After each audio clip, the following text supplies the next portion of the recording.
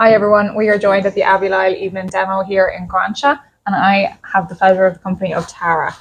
Tara is one of the Grand Prix riders here this evening. She's not on until a little bit later on, but we have the pleasure of talking to her now. Tara, tell us a little bit about you, what you do, and of course the main man here. Yeah, so I'm Tara, obviously. I am based in Limerick, so I drove up this evening up to Courtney's place for this, so I can't wait. So I just have a little livery yard and training yard down in Limerick. This is my lovely boy. He's ready to roll. He's 13-year-old gelding by First Romancier. I've had him since a 3-year-old and produced him up to Grand Prix. And he's done we've done 2 or 3 now, international Grand Prix. So just finding our feet, really. Everything's still new and, but just enjoying the road, as they say, trying to. When you say that you've had him, I'm assuming 10 years? Yeah, 10 years, wow. It's at Grand Prix and everything's still new. We're still finding the road. Oh, I don't think there's any, it never stops. It never stops. Even when I went over, I went as oh God, this is all still. It was weird. We never stopped her. And talk us through a little bit about the journey that you've had with him so far. Yeah. So I actually bought him from Woodcroft Stud. He had been broken, and then I was pregnant at the time, so I couldn't. We just sat in him and turned him back out, and then brought him in as a 4-year-old. Got him going a little bit. He was quite weak, so we couldn't do too much with him as a baby. And then I was pregnant again, and he was a 5-year-old, so he had the year out after that. But then he kind of started to grow into himself a little bit more. He took time because he was a big, gangly, weak. But the one thing about him, his temperament was super. So I've been able to tick each box off as I go along with him. He's gone through the steps.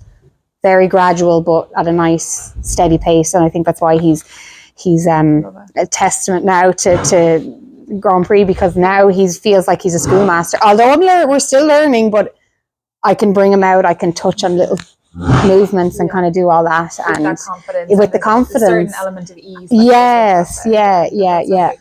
The journey to Grand Prix. What have been the main challenges? Oh God. Probably, I'm lucky with him. I had another horse I had got produced to Grand Prix, although I was new to it. It was all kind of like the blind leading the blind with the other one. But I think with him, it helped because I had an idea what I was kind of doing with this fella. So the journey was a little bit easier.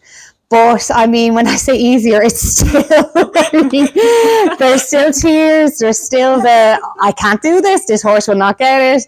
I remember with flying, I had to learn the flying changes. He learned one change when he was 6, like this, no problem. And then I remember trying to do the 2s and the 1s, and I got to 1s, and I was probably around 6 months trying to just get 2 or 3. And I remember saying to my husband, he's not going to get them.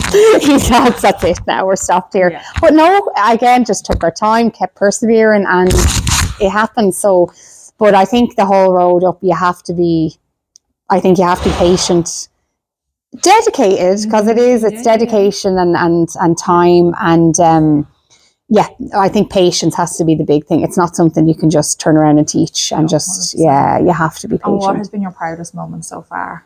Oh God, the proudest but nervous, the most nervous probably was the first international I done.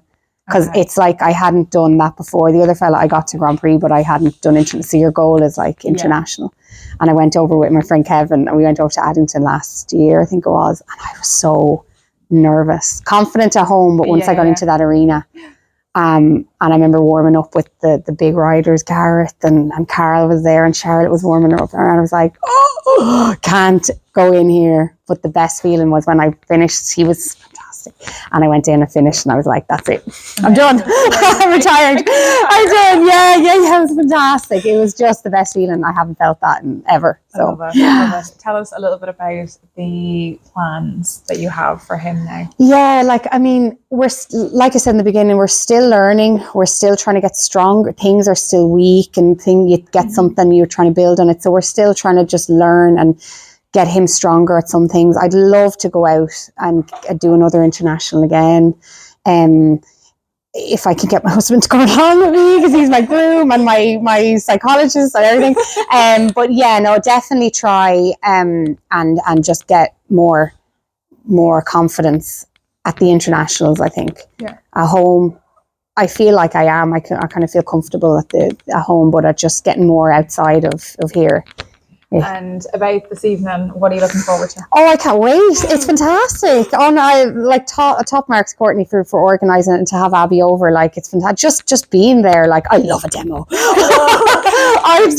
You can't take it enough. I love watching them. I love riding in them. I love the buzz about them, and I remember doing a demo, my first one yonks ago, and there was about 10 people, like, and I walked in. Now it's like everyone comes. Oh, they're brilliant. Yeah. No, it's fantastic. I had a quick look in there, and it's so enthusiastic. Abby's fantastic. She's so good with the crowd, and no, bring it on. Yeah, I can't wait. I love it. Thank you so much for taking the time to talk. No bother. Thank you. Thanks for asking me.